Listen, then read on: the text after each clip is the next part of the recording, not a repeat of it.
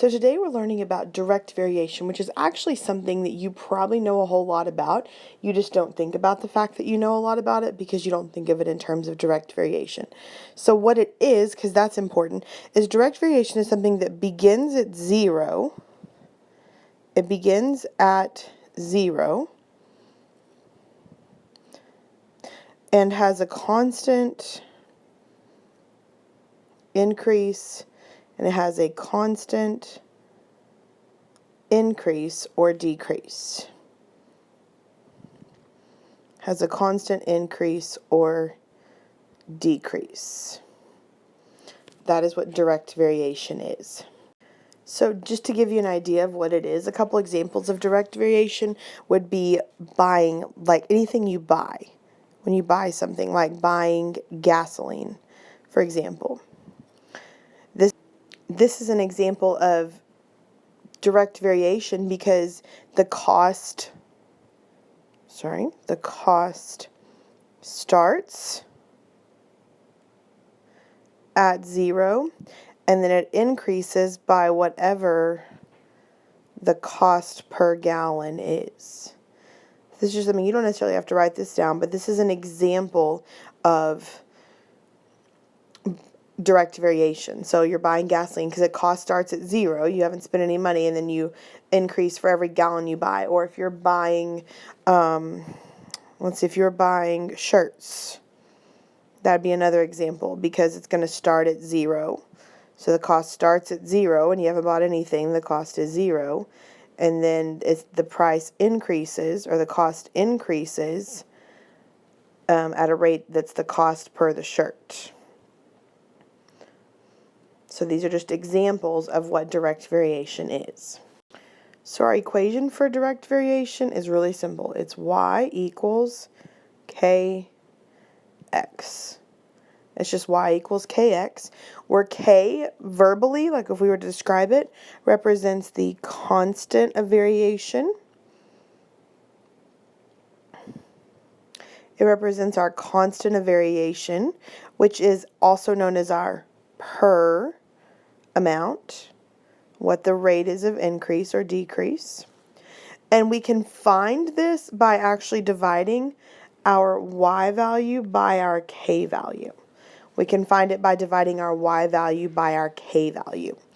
So if we wanted to identify the constant of variation in the problems below, well, the constant of variation is what's in front of x. So for the first problem, my constant of variation would be 4, because that's what's in front of x. So again, I'm just finding my constant of variation. So for the second problem, my constant of variation is 1/2, because that's what's in front of x. And for the third problem, my constant of variation is 2, because that's what's in front of x. So hopefully you've noticed something, that all of these numbers, these values here, really and truly, they're just our slope. So direct variation is the same thing as slope. So since it's the same thing as slope, it's really just linear. It's something that is linear. It's something that's going to be a line. And the y-intercept is always 0 because we always begin with 0.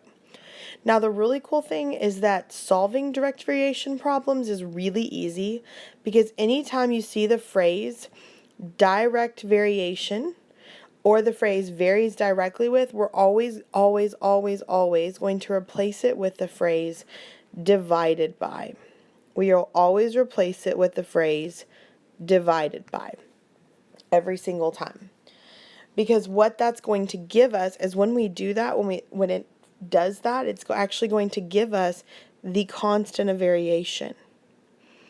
It will give us the constant of variation. Whenever I replace this phrase, direct variation, or varies directly with the phrase divided by, it's going to tell us how to find our constant of variation. So let's look at problem 4. Problem 4 says, if y varies directly with x, and y is 20 when x is 4, what is the constant of variation? So I'm going to go here to where it says varies directly with. When I see this phrase, varies directly with, I'm going to mark this phrase out, and I'm going to rewrite the phrase divided by. So it tells me that to find my constant of variation,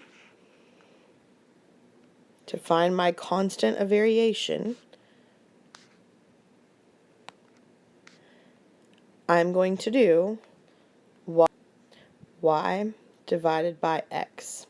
This will give me my constant of variation, and the reason I knew that was because it said it was my y's divided by,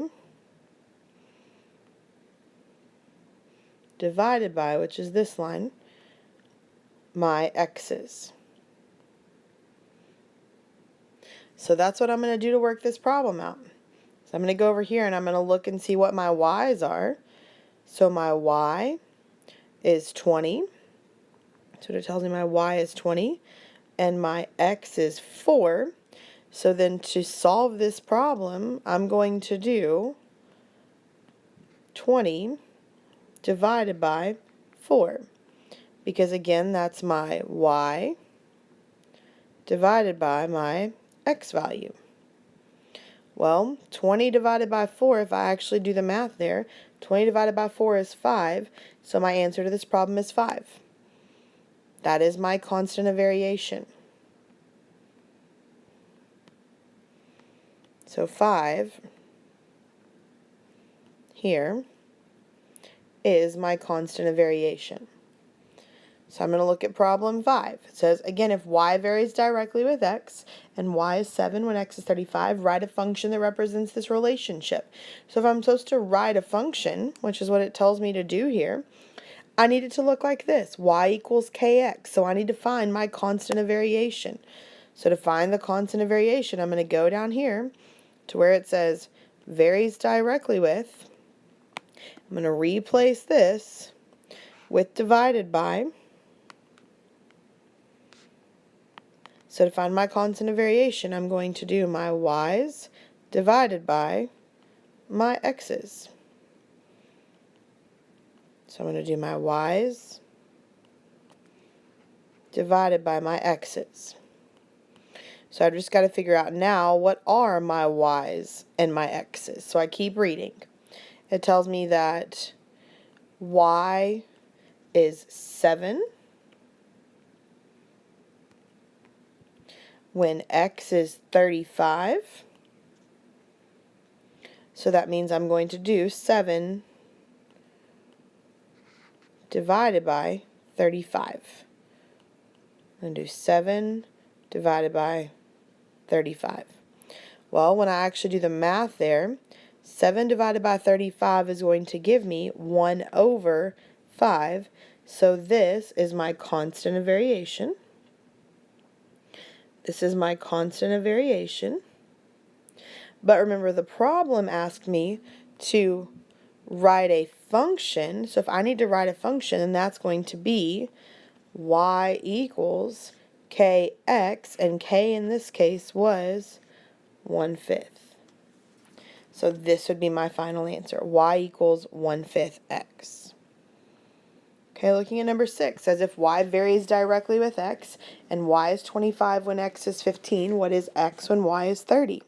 So again, I'm going to replace this phrase varies directly with the phrase divided by. And again, it tells me that I need to divide my y's by my x's. So I know that's how I'm going to set my problem up. So I'm going to go ahead and write that out so I don't forget. It's my y's divided by my x's.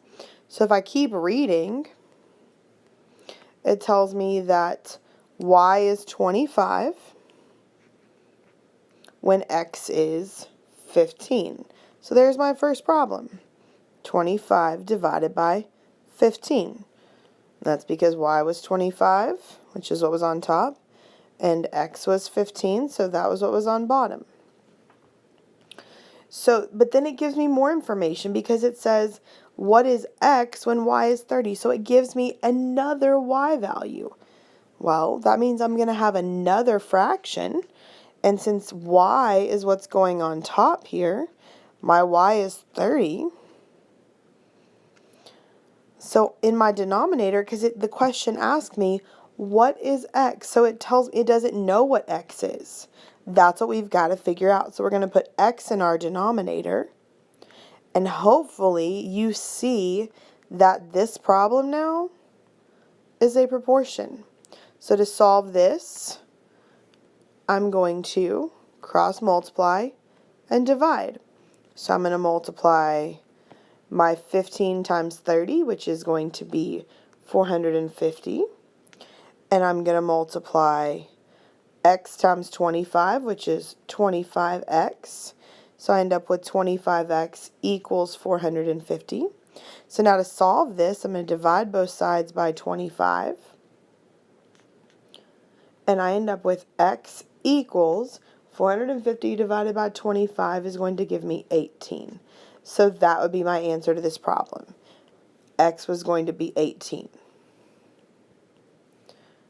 All right, the next question, number 7. The number of servings of soup varies directly with the number of cups. So this is important. Varies directly with, I'm going to replace that with the phrase divided by. I'm going to replace that with the phrase divided by. So now if I go back and reread the problem, it says that I'm going to take my servings and I'm going to divide it by, and take my servings and I'm going to divide it by my cups. So I'm taking my servings and dividing it by my cups. So I've written this again up here at the top, servings divided by cups, because that's what we said it needed to be from the other one. So I'm going to read part A. It says if 3 cups serves 9 people, what is the constant of variation? Well, that tells me I need to do 9 divided by 3, because 9 was my servings and 3 was my cups. So 9 divided by 3 is going to give me 3. That tells me that my constant of variation is going to be 3. So then it wants to know how many can be served from 8 cups. Well, if I have my constant of variation, remember I have an equation. I know that y equals 3x because that was my problem that we had before. And my y's in this case is going to be my servings, and my x is going to be my cups, because when we do constant of variation, when we do direct variation, it's always the same thing as saying our y's divided by our x's. It's our y's divided by our x's. So if it tells me that I have 8 cups, well, that means I know what x is. So I can rewrite this problem as y equals 3 times x, but instead of x, I'm going to put 8 because I know that's what my number of cups was. And 3 times 8 is going to give me 24. So that means that would be 24 servings. So 8 cups would give me 24 servings. So then it wants to know, for the next one, how many cups, so this time I'm looking for my x's, would it take to serve 39 people? So I still have my equation. I know my equation is y equals 3x. This time I know that my y value is 39. So I know that 39 equals 3x. So to get x by itself, I'm going to divide both sides by 3, and I end up with an answer of x equals 13. So that means that it would take 13 cups to serve 39 people. So problem 8 says the table below represents the amount of money Dan earns at his job as a function of the number of hours worked. Okay. And we need to figure out how much he would make after working 12 hours. So that means if we extended our table to 12, what would his pay be? What would that amount be? Well, if we look at this, notice his hours are always going up by 2 every time. We're going up by 2. and then going up by 2, and then going up by 2, and going up by 2. And then his money every time is going up by $31. It's increasing by $31. So that tells us a couple things. Well, if I'm going from 10 to 12, that means I'm going up by 2. So to find the money, I can go up by 31. So 155 plus 31 is going to be 186. So that would be our answer, is 186.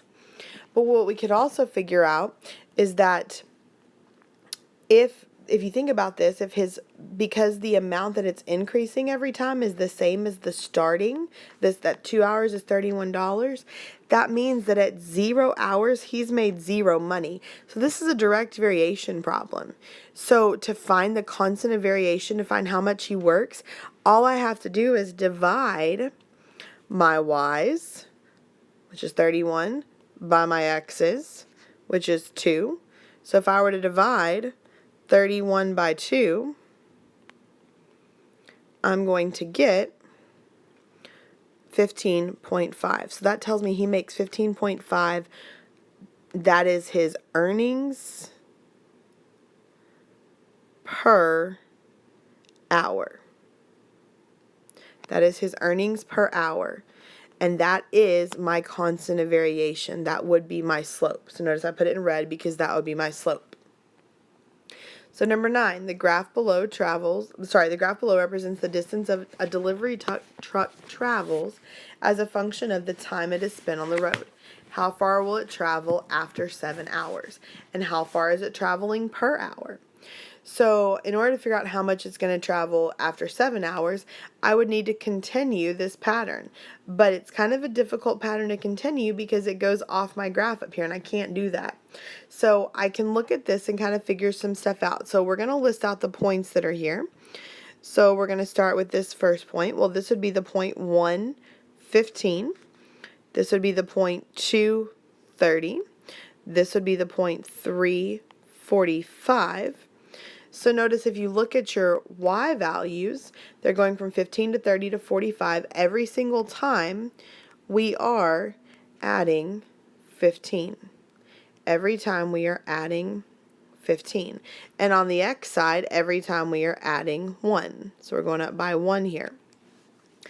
Well, and if we use our common sense, if we spent no time driving, then we didn't go anywhere. There's another point down here at 0, 0.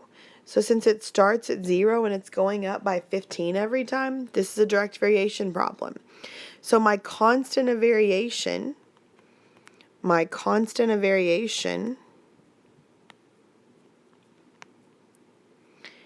is going to be my y's divided by my x's. So my y's divided by my x's. And that could be any of these. Any of these y values divided by their corresponding x value. I promise it will work every time, because if I take this first point here and I do my y's divided by my x's, 45 divided by 3 gives me 15. And if I take the second point here and I do my y's divided by my x's, 30 divided by 2 gives me 15. And if I do this third point here and I take my y's and I divide it by my x's, again I get 15. So every single time I got 15. So that tells me that my constant of variation is going to be 15. And guess what else that answers? That tells me how far he is traveling per hour. So he is traveling 15 miles per hour. So then we want to know how far he's going to go after 7 hours. Well, we can write an equation to figure that out. So how far will he travel after 7 hours? So our equation is going to be y equals 15x, because 15 was my constant of variation. And we told our hours was our x values. So y equals 15 times 7. And 15 times 7 is going to be 105. So that's the answer. It would be 105. Okay, it's problem 10. A group of people are tubing down the river at an average speed of 2 miles per hour.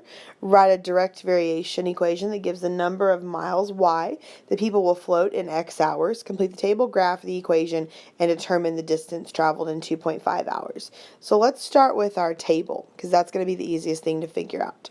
So it told us that our miles was our y values, and our hours was our x value. So if I've traveled 0 hours, I've traveled 0 miles. And it told me that I was traveling at a speed of 2 miles per hour.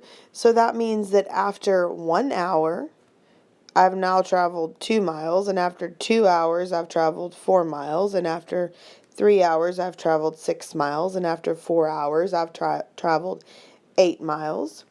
So I could easily make my graph now.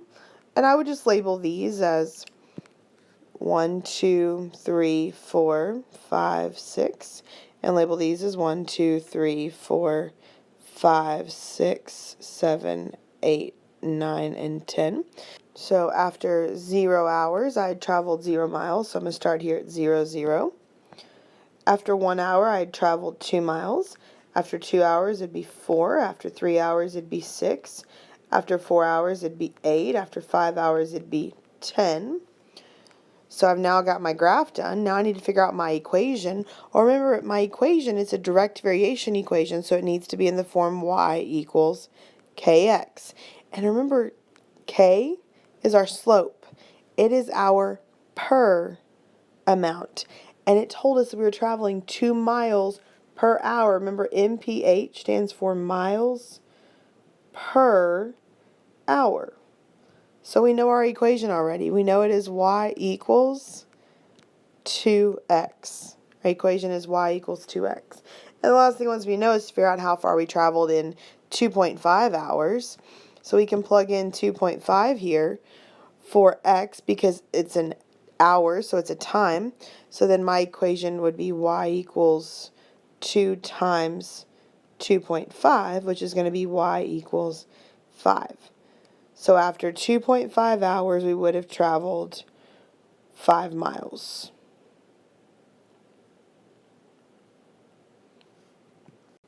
And for the last one, I'm just going to quickly tell you how to set it up. It says the cost of 5 pounds of apples is $12.45. What will be the cost of 12 pounds of apples if the cost varies directly with, so there's that phrase we're going to replace with, divided by.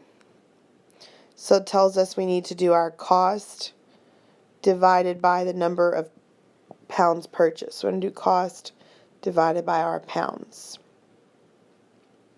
So it tells us at first that our cost is $12.45 for 5 pounds. So we're going to do $12.45 divided by 5. And then it wants to know what's the cost of 12 pounds. So that gives us another